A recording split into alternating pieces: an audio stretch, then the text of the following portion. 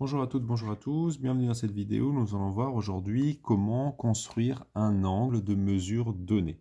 Alors, supposons par exemple qu'on veuille faire un angle de 50 degrés. Donc, on va donner un nom à l'angle, par exemple l'angle ABC. Et on va donc essayer de construire cet angle. La première chose à faire ici, c'est de repérer qui est le sommet de l'angle. Donc ici, je vous rappelle que sous le chapeau de l'angle, pour repérer le sommet, on regarde celui qui est au milieu. Donc ici, à savoir le B. Donc première chose à faire, on va placer ici un point B. Ensuite, il faut repérer les deux côtés de l'angle. Donc pour repérer les côtés de l'angle, je vous rappelle, on isole les deux sommets qui sont à gauche et à droite du sommet B. Premier côté AB, deuxième côté BC. Donc nous, on va commencer par construire déjà un premier côté, donc par exemple AB. On essaye de prolonger suffisamment de sorte à pouvoir utiliser dans les bonnes conditions le rapporteur. Et ensuite, une fois qu'on a fait ça, on va mettre le centre du rapporteur sur le sommet de l'angle. Donc ici, en l'occurrence, on va mettre le centre du rapporteur sur le point B. Une fois qu'on a fait ça, il faut aligner ici le 0 du rapporteur sur la première demi-droite. Donc qu'est-ce qu'on va faire? On va tourner notre rapporteur, toujours en veillant ici à rester bien au centre. Donc on tourne jusqu'à ce qu'on arrive ici et qu'on soit aligné avec le 0. Une fois qu'on a fait ça, on va chercher donc le 50 degrés. Alors comme on part du 0, on va compter ici 10, 20, 30, 40, 50.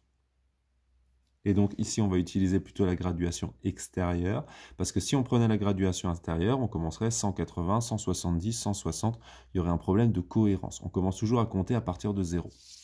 Et une fois qu'on a fait ça, on va simplement prendre le sommet ici de l'angle, qu'on va relier simplement au point qu'on a fait ici pour délimiter ici les 50 degrés.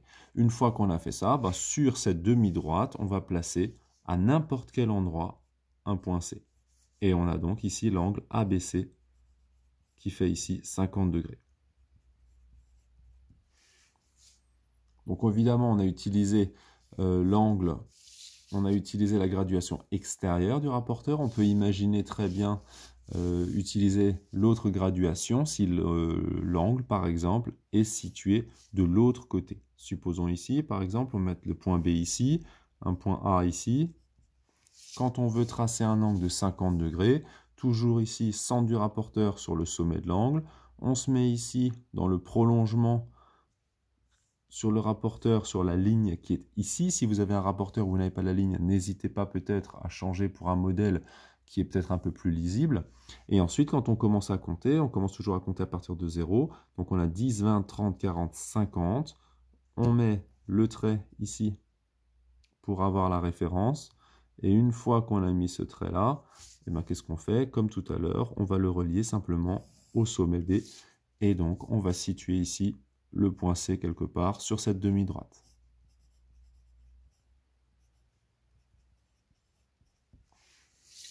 Alors, si vraiment vous avez trop de difficultés pour utiliser ces méthodes-là, moi, ce que je peux vous conseiller, simplement, c'est d'aller sur un site relativement connu en France pour acheter du matériel et donc d'acheter peut-être un rapporteur circulaire de ce type-là. Moi, j'ai un rapporteur Talma, c'est un rapporteur que j'avais reçu un jour parce que quand on est prof de maths, de temps en temps, on reçoit du matériel pédagogique pour essayer. Et donc, on peut aussi aller sur le site directement de Talma et vous allez voir que c'est très facile d'utilisation.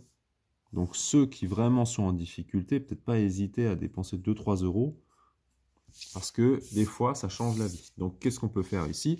Simplement, on a centre du rapporteur, on voit très bien la ligne ici pour mettre le prolongement, et ensuite, on peut faire le 50 degrés d'un côté, mais on pourrait très bien imaginer aussi le faire de l'autre. Et une fois qu'on a fait ça, simplement, on relie.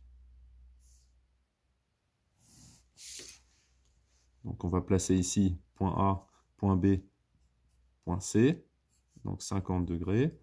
Et si jamais on voulait le faire dans l'autre sens, donc là, il n'y a pas plus de difficulté ou moins, de toute façon, ça ne change rien. À partir du moment où il est circulaire, on peut tourner comme on veut. Donc on positionne son rapporteur, le centre du rapporteur ici, on se met dans le prolongement du 0. Qu'est-ce qu'on va? On va chercher le 50 qui est ici, et ensuite simplement on relie.